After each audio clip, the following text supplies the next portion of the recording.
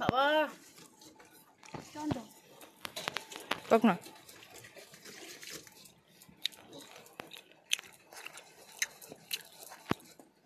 তো মানির গাছের আম কম টক।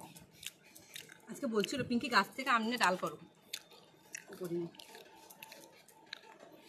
নিয়ে রাখতে আমরা আম মাখা খেতাম। হ্যাঁ তোদের তো খালি আম মাখায় খাওয়াই এনে এত তাড়াতাড়ি ওরা যা করতেছে ওদের দুজনকে দেখলে সবার অতীত মনে পড়ে যাবে। কাজ করতে করতে চলে এসেছে ওদের ভিডিও করতে। বাবারে কি আম মাখা, শ্যাম দাদু নাকি আম দিয়েছিল। এই পঙ্কা এই দুটো তো হয়ে যাবে, চোরা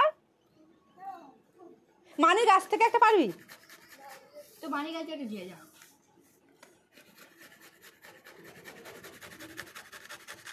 কি আম খাওয়ার যোগ। এবার তো তোদের জন্য আমি কাজকর্ম ফেলিয়ে দিয়ে ওদের ভিডিও করতে এসেছি। বাবান কিন্তু সেই আম মাখে, ঠিক আছে?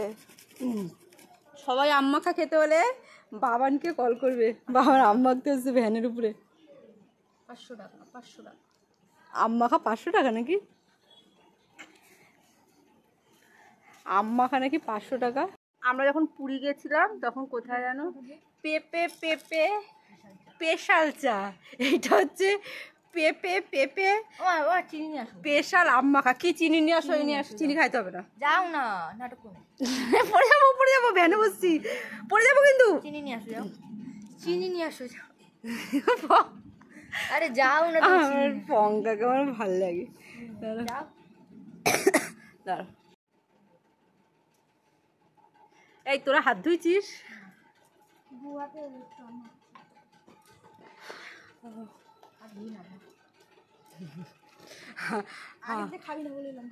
আগের দিয়ে কেউ খাবি না, আগের দিয়ে এখানে না, এখানে না, পড়ে যাবো।